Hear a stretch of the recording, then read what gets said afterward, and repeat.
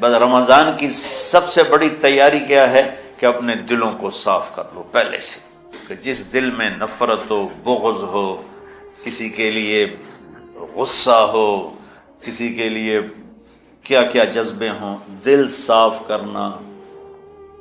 ہمارے گھروں میں روزانہ جھاڑو ہوتا ہے، یہاں مدرسے میں روزانہ صفائی ہوتی کہ نہیں ہوتی؟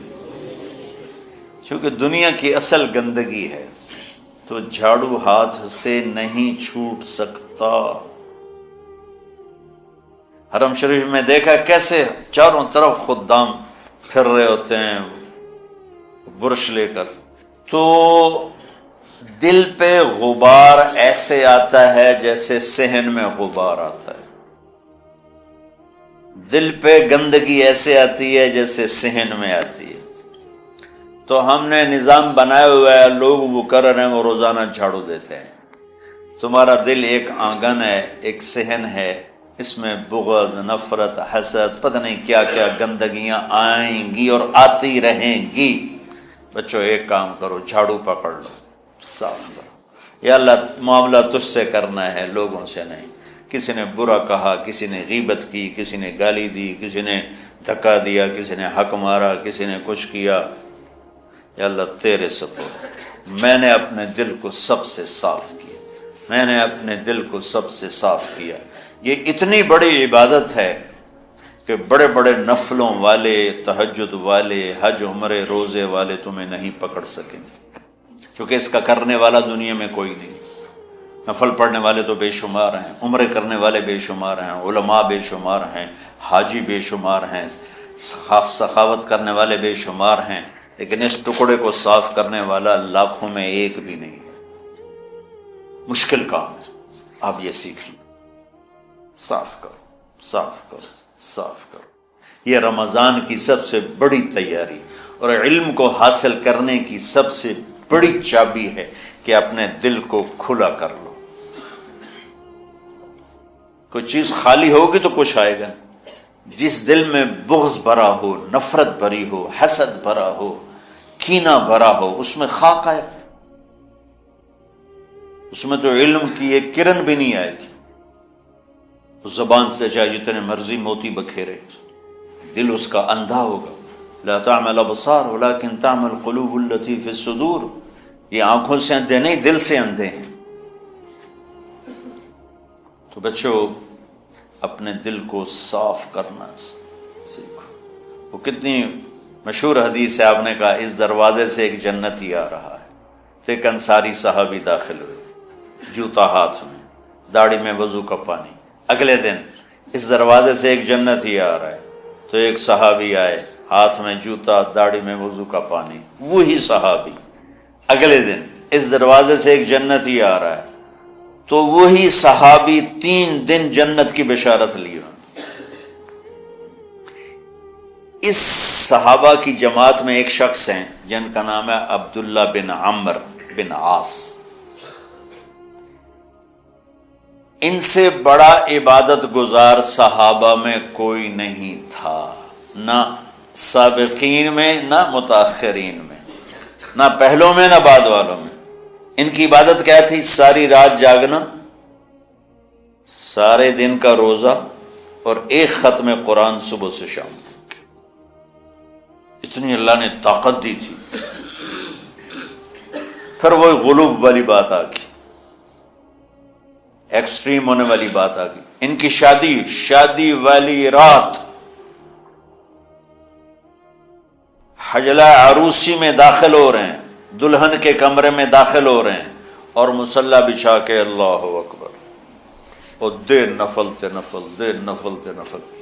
تو ان کی بیگم نے دیکھا تو وہ بھی خیر کا زمانہ تھا، انہوں نے بھی وضو کیا اور پیچھے مصلی بچھا کے وہ بھی فجر تک نفل پڑھتے رہے۔ صبح ہوئی تو حضرت عمرو بن عاص رضی اللہ عنہ نے پوچھا، بیٹی رات کیسی گزری؟ کہا جی ماشاءاللہ آپ کے بیٹے تو بڑے عبادت گزار ہیں، ساری رات نفلوں میں ہی گزری۔ تو وہ ان کو شکایت کر دی۔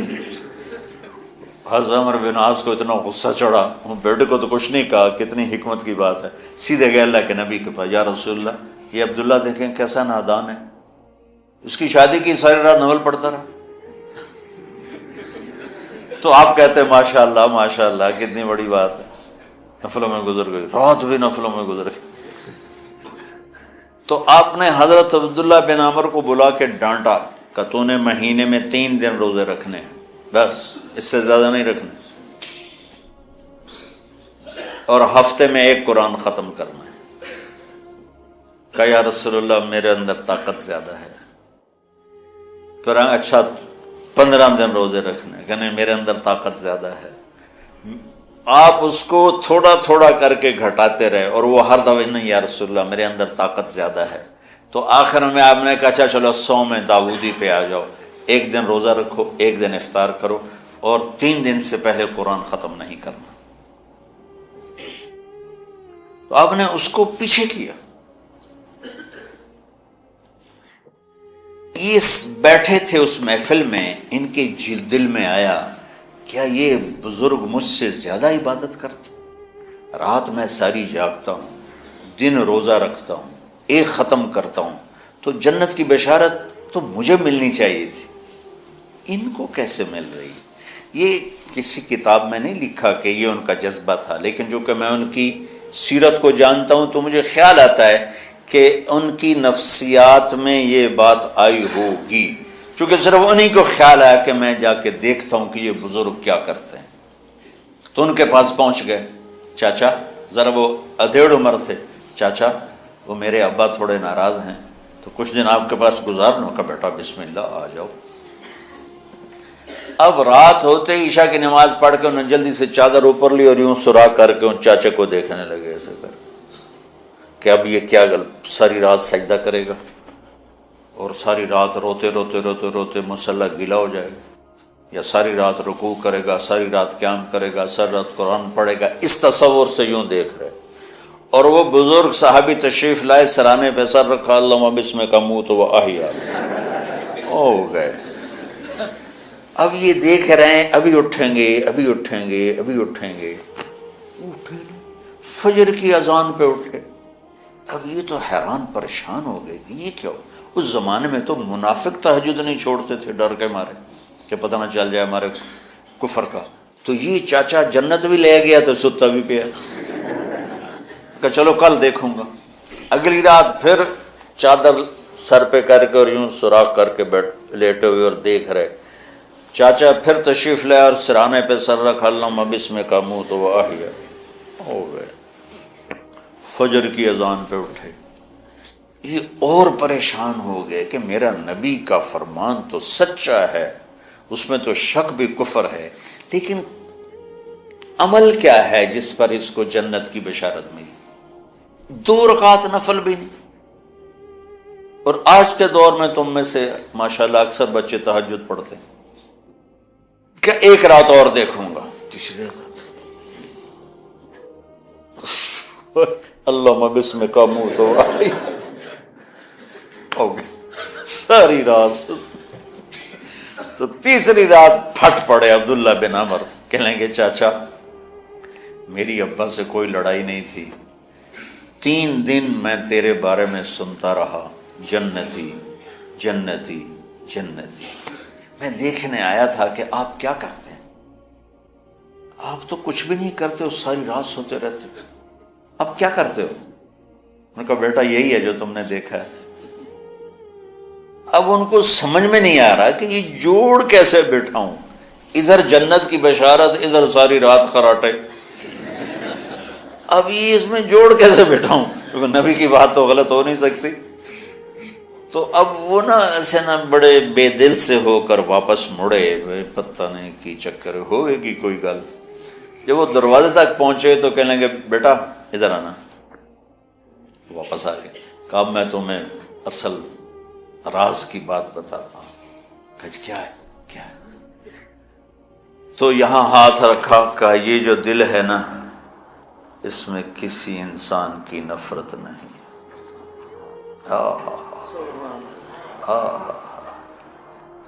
اور جب اللہ کسی کو رزق دیتا ہے، عزت دیتا ہے، مجھے کبھی حسد نہیں ہوا، مجھے خوشی ہوتی۔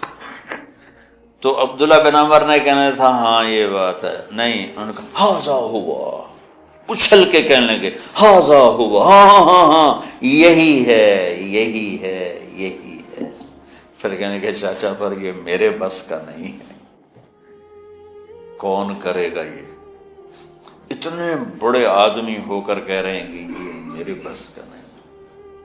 تو بچوں، دنیا میں جنتی بننا ہے اور علم اللہ سے لینا ہے تو اسے صاف کر دو، سب کی نفرت سے۔ سب، اس نے مجھے یہ کیوں کہا، اس نے مجھے یوں کیوں دیکھا، اس نے میرے بارے میں یوں کیوں کہا، اس نے میرے بارے میں یہ کیوں لکھا۔